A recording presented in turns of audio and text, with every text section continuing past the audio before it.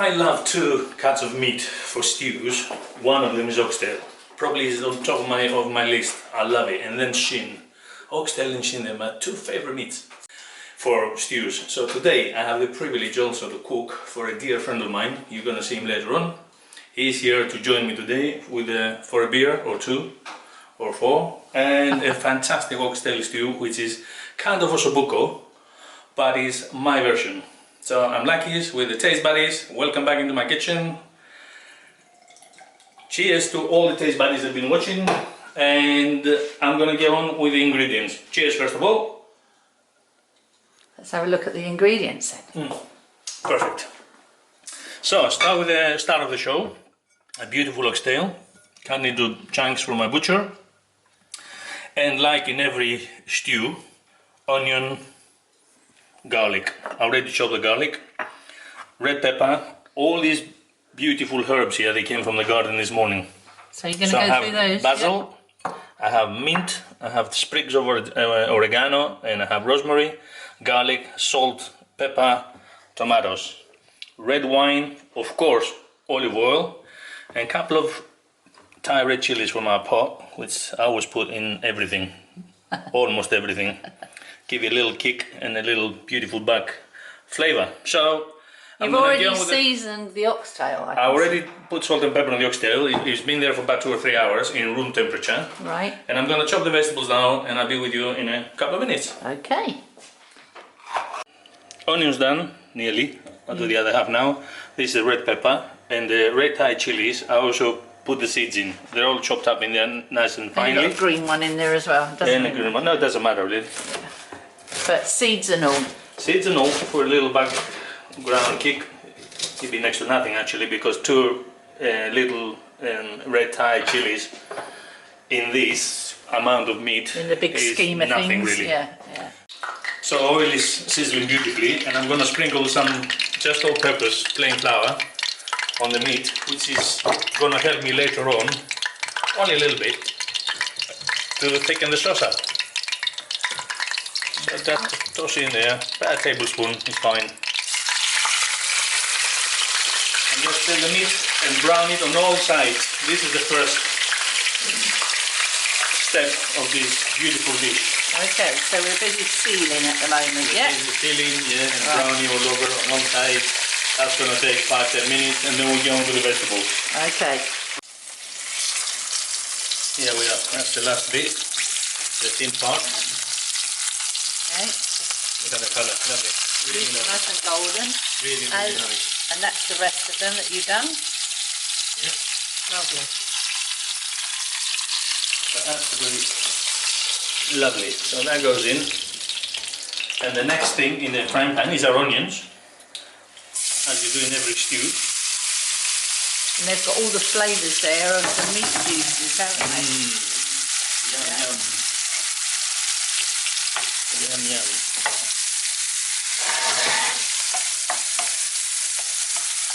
I'm going to give them a little stir and leave them there to brown a little bit and soften up. Yeah. For about 3 minutes. Okay. And then the peppers go in. Yep. Lovely, they're nice and brown, aren't they? Colour. Yeah, nice. So the red Thai chilies and the red pepper, they're going in. Yeah. For about another minute, get all the flavour out from the pepper. And then the garlic is going to go in. And while this is doing, I'm going to empty all my herbs here, except the oregano. I've got a couple of sprigs of oregano. They're going to go in whole, and at the end fresh, of the whole and fresh, yeah, obviously. Yeah. And then we're just going to fish them out. We're going to give the flavour and just fish them out. If anybody hasn't got fresh oregano, they can use dried though, can they? It's perfect. Yeah. Absolutely perfect. Yeah. I only used fresh oregano today because the sprigs are just coming up again in the garden, and I thought, I'll get a couple of yes, we've got an abundance. If it, again, thyme, you can replace thyme with the oregano. Thyme goes lovely with food. We have no time at the moment, so oregano it is. We've got plenty of time, we've finished work. Got plenty of that time, yeah. So yeah. Beautiful. All I can smell is the mint and the basil. It's so fragrant and so beautiful, so fresh. And you can see the quantities, right? It's no measuring here. a few sprigs of basil, a few sprigs of mint. Well, it'll depend, of course, on how much oxtail you've got, won't it? Yeah, of course, but something like this, which is probably filled with 1 cup, maybe.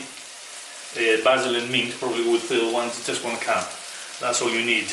And towards the end of cooking, if you need some more, cut a little bit more, chop it up, and that's nice and fresh. Then, you know, you don't cook it with it. So, garlic. In the garlic. About 3 cloves of garlic there. Don't want to put that in too early because it burns. Yeah. You just want to, Oh, it smells lovely. A couple of minutes to get all the flavours out. Yeah. Salt's going to go in, a bit of sea salt, which is up from Porto Roxa. For you guys, you've been to Zakynthos. Crushed pepper, crushed black pepper. And more, couple of sprigs of, couple of mint leaves there, hiding behind. And me rosemary. All the Italians, I love the Italians, they call it rosmarino, or like peperoncino.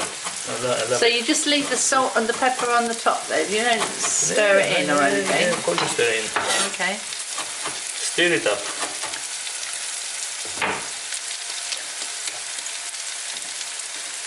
Red wine. And now you stir it up.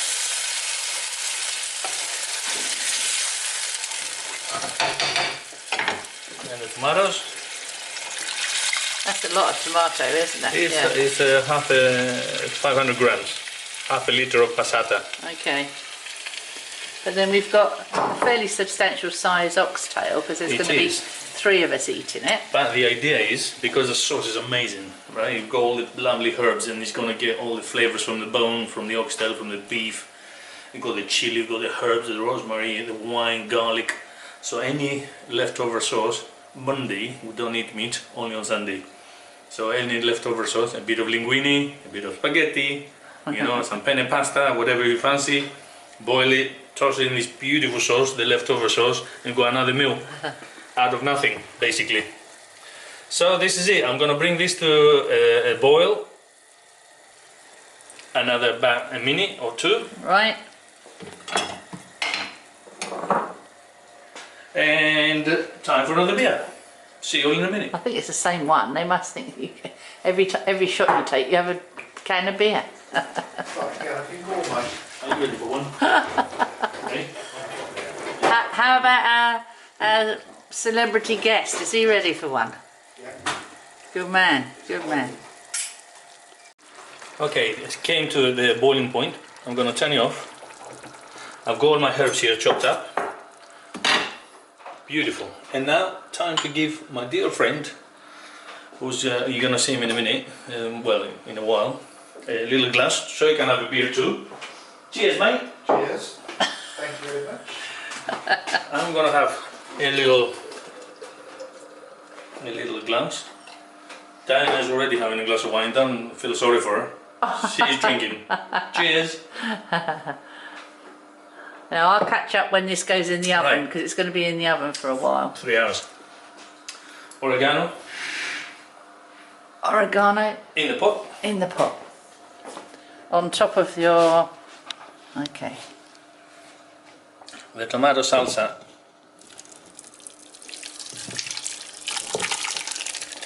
All in the pot. Right. I'm going to wash the pan, rinse it with a little bit of water. Not wash it, rinse it. That's the proper word, isn't it? This is the amount of liquid you need. Just to kind of barely cover the oxtail. And now is the time for these beautiful herbs from our beautiful garden. It's fantastic to get down the garden and just pick everything fresh. Give it a stir up.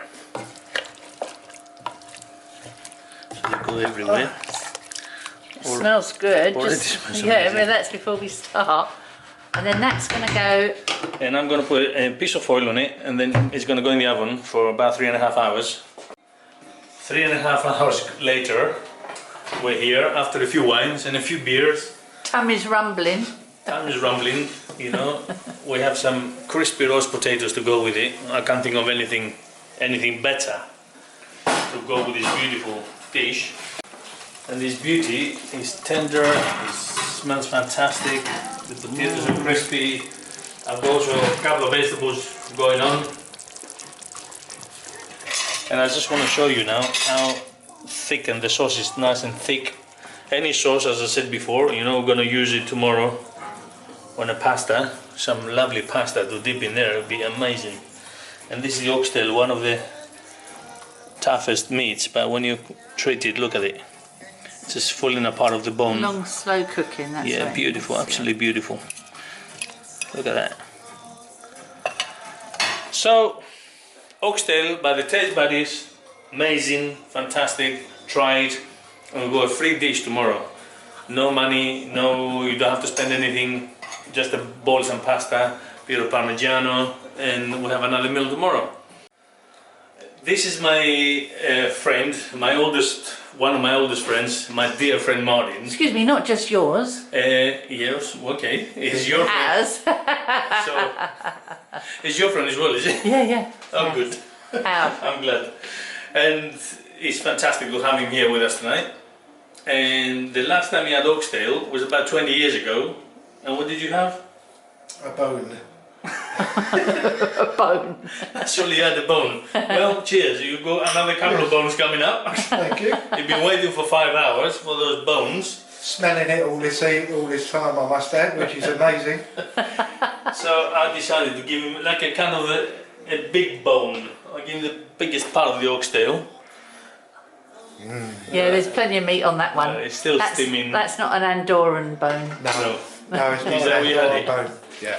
So thank you Okay. once again for watching the Taste Buddies. This is Martin, me old Maka. Cheers, mate. Cheers, mate. Yamas. Yeah. Yamas. Yamas, everybody. Yamas, Taste Buddies.